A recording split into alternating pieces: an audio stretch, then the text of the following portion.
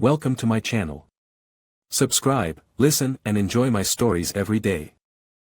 It's another cool, misty morning, and I'm clutching a cup of black coffee as if the heat from it could seep into my bones. My wife, Ellie, is upstairs, probably still curled up under the duvet, her phone on the nightstand buzzing quietly with early messages. The house is quiet except for the soft patter of rain against the windows, a symphony that usually brings me peace. But not today. Today, the silence feels suffocating, loaded with unasked questions and unvoiced doubts. I've never been the type to snoop. Ellie and I promised transparency when we got married, a vow I've kept sacred. But things have changed. The late-night whispers, the sudden weekend trips, explanations that don't add up. She smiles, kisses me on the cheek, and yet her eyes dart away too quickly these days. Trust, once unshakable, now hangs by a thread. My fingers twitch around the ceramic mug, the warmth a stark contrast to the chill settling in my heart. I make a decision. It's not one I'm proud of, but the need to know, to confirm or dispel my fears, propels me forward. I set my coffee down with a clink that sounds too loud in the quiet kitchen and head upstairs. The wooden steps creak under my weight, a protest against the early intrusion. I pause at our bedroom door, hand on the knob, heart pounding in my chest. This is it. Just a quick look, just to see. The justification feels flimsy in my grasp. Ellie is still asleep, her chest rising and falling gently, oblivious to the storm brewing inside me. Her phone is just there, inches away from her relaxed hand. The screen lights up again, a notification. A message? I can't help but think, who writes to my wife so early? With a steadiness I don't feel, I pick up the phone. The device feels alien in my hands, heavy with potential betrayal. I swipe it open, she's never had a passcode. Trust, she always said, is our foundation. Ironic, how that foundation seems riddled with cracks now. The Messages app is right there on the home screen, and I tap it hesitantly.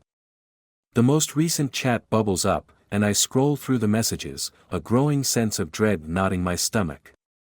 There are texts from someone named Mike, casual at first glance, but a deeper look reveals a flirtatious undertone. Then come the pictures. Pictures of Ellie, not like any I've taken or seen before. Intimate, meant for eyes that aren't mine. My breath hitches. This isn't the woman I married, or so I thought. The realization hits like a physical blow, leaving me staggered, gasping for air. How could you? The whisper is torn from my throat, more accusation than question. Ellie stirs, her eyes fluttering open, confusion clouding her features. She sees her phone in my hand, sees my face, and the understanding dawns, cold and final.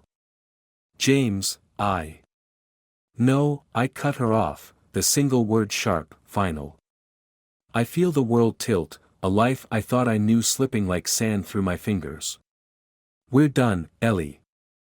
Her protests start, words tumbling out in a desperate plea, but I'm already moving, the phone abandoned like the trust one once had.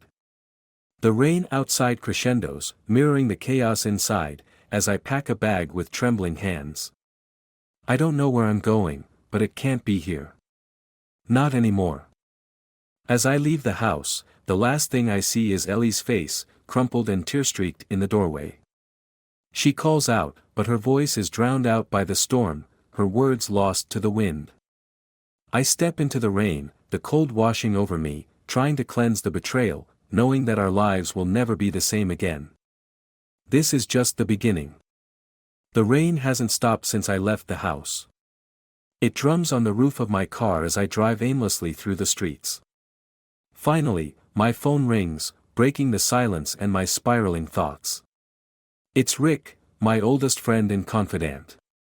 His voice, concerned yet steady, offers a semblance of normalcy. James, where are you, man?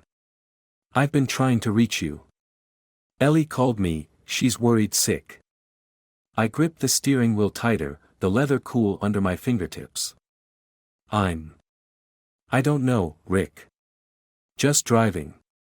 Pull over, buddy. Let's talk. Where are you?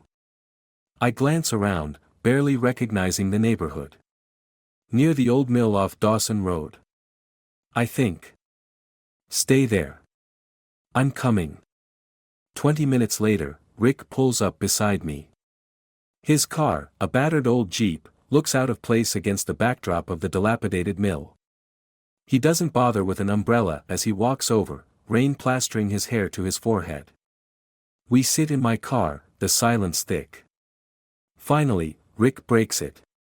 So, are you going to tell me what happened? The words spill out then, tumbling and disjointed. Rick listens, his expression grim.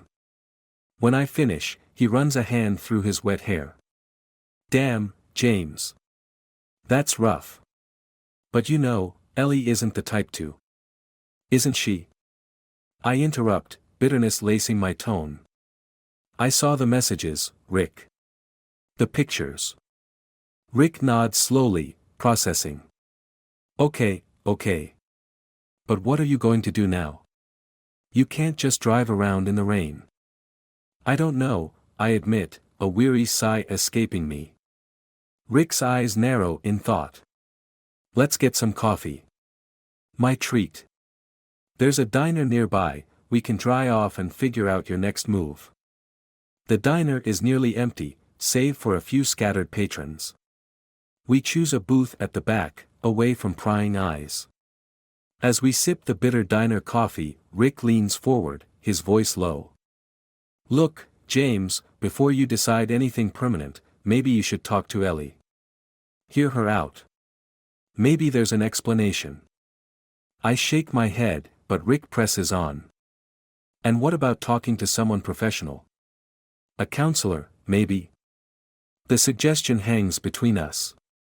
I consider it, the weight of everything pressing down. Just then, the bell above the diner door jingles. I glance up, and my heart stops. It's Ellie, soaked to the bone, her eyes red-rimmed. She spots me and hesitates.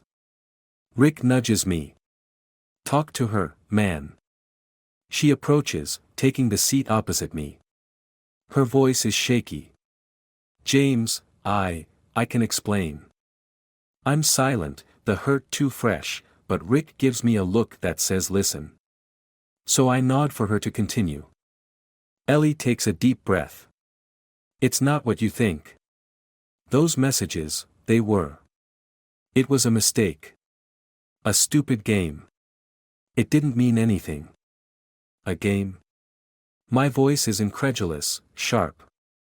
Yes, a stupid dare with the girls from work.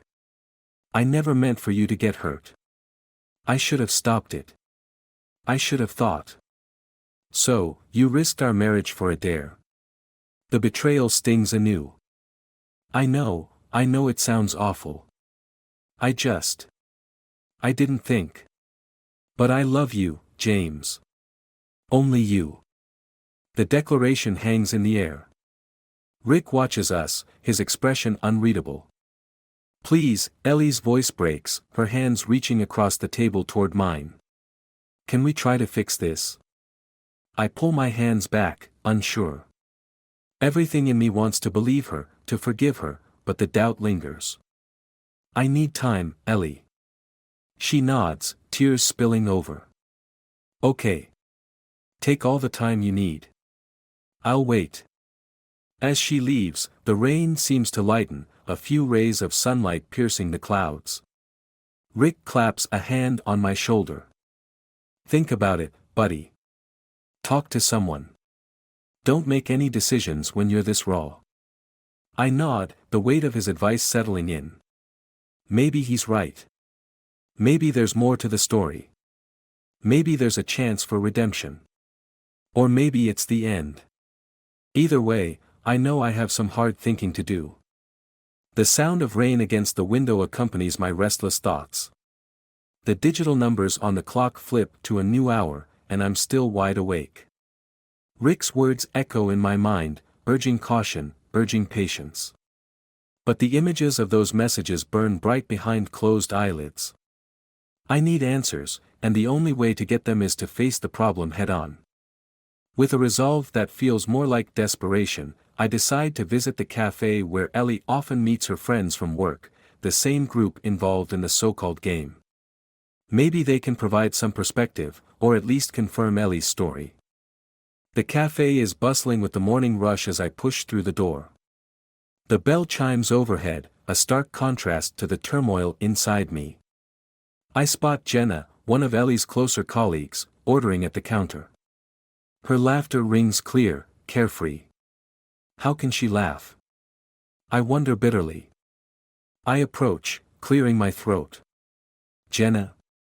She turns, her smile fading slightly when she sees my expression. James. Hey, what are you doing here? Is Ellie okay? We need to talk, I say, my tone more forceful than intended. Jenna's eyes widen, but she nods, leading me to a small table in the corner. What's up? It's about Ellie, I begin, unsure how to continue. She mentioned a game you all played, with messages. Jenna's face changes, guilt flickering across her features. Oh. Yeah, that was stupid.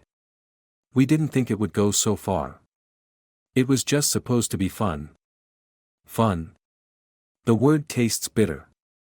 Sending pictures like that? Her eyes drop. We dared each other to send silly selfies. Nothing serious. But then, I guess it escalated. Escalated how? My voice is a sharp snap. Some of the guys, they started asking for more. I told Ellie to stop. I swear. Did she? Jenna hesitates. I think she did. After a while. She realized it was getting out of hand. The conversation is cut short by Jenna's phone ringing. She looks at it, then back at me, apologetic. I have to take this, it's work.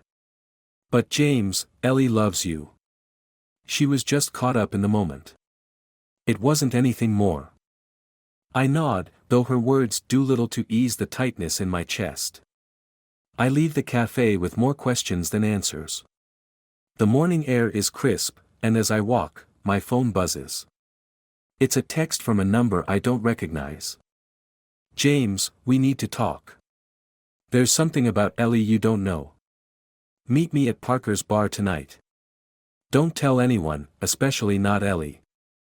The message sends a chill down my spine. Curiosity, mingled with fear, propels me forward. Who is this person, and what do they know about my wife? The day drags on, each hour punctuated by the ticking of the clock and the thudding of my heart. Finally, night falls, and I find myself outside Parker's bar, the neon sign flickering in the darkness. I enter, the smell of stale beer and fried food greeting me. The bar is dimly lit, shadows hugging the corners. A figure waves from the back, a man I don't recognize. Cautiously, I approach. James. His voice is low, serious. I'm Mark. I used to work with Ellie. What did you want to tell me? I ask, my voice steady despite the pounding of my heart. Mark looks around, then leans closer. Ellie wasn't part of the game, not really. She was trying to protect someone else. Jenna. Jenna was the one who took it too far.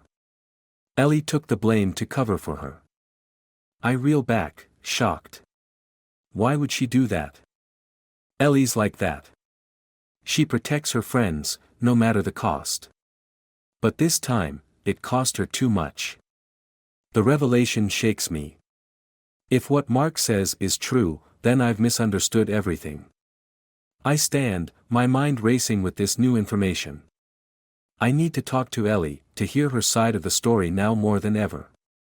Thanks, Mark, I manage, my voice rough.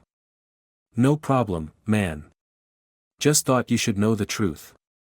I leave the bar with a new purpose, a mix of hope and dread coursing through me. The rain has stopped, replaced by a clear, starry night. As I drive home, one thing is clear, Ellie and I have a lot to discuss. The road to understanding is just beginning. The night is unnervingly silent as I park the car in our driveway.